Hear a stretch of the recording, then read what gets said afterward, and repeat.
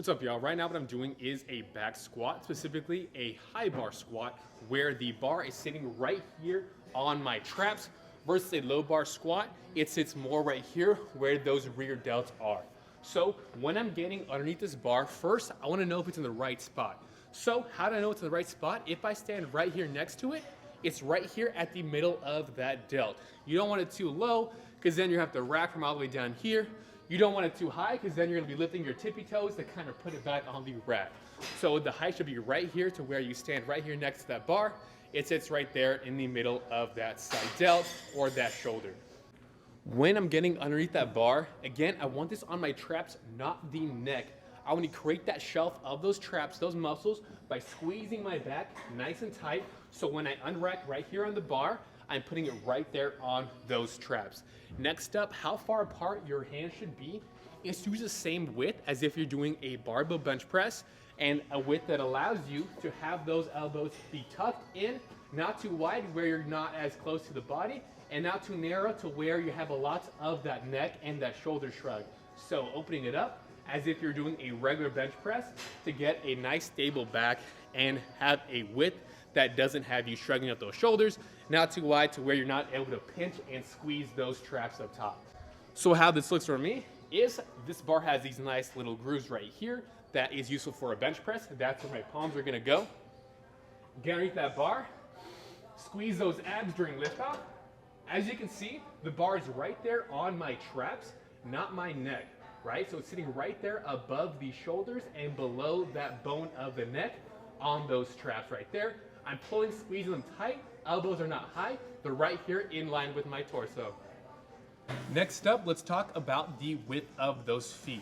For me and for most people, it's gonna be right here, either shoulder width apart or slightly wider than shoulder width apart.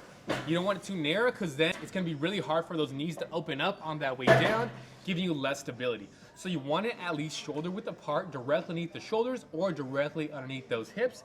As you can see, my toes are pointed slightly outwards. That's gonna help me open up those knees on that way down. That way I'm hitting full depth, versus if my feet were straight forward, it'd be a little bit harder to open up the knees and get a natural descent on that way down. So shoulder width apart right here, or whatever stance works for you. Everyone has a different anatomy, so do one that works the best for you. For mine, it's right here, slightly wider than hip width apart, but more narrow than shoulder width apart right there. So if you look at me from the side, you'll see that the crease of the hip right here is below that knee. That's how I know I'm hitting depth. Just like any other muscle, you want to go to the full range of motion, right? Same thing with your squat. You don't want to do just a half squat right here, because that'd be the same thing if you're doing like a bicep curl and really coming up this high and not doing the entire thing. Same with like a bench press if you're only pressing this far up or this far down. Same thing with the squat. And the lower you go, the more stretch you're gonna get on that glute, and the more of the glutes are gonna be involved in that movement as well too. I cannot stress how important it is to go down nice and controlled. Don't go down too fast, because remember, you build half of that muscle on that way down. So if you're going down too quick, you're missing out on potential muscle growth that you could be having if you just control and slow down that eccentric. Also, if you take it down too fast, what's gonna happen is, right, I go super fast down. What's gonna happen is that weight is gonna want to shift forward, and as I'm coming up, my butt is gonna be pushed back. So it looks something like this. It's gonna look something like that, right? I'll be pushing a lot with my back, the front of my feet, versus I wanna be pushing with those heels and that midfoot.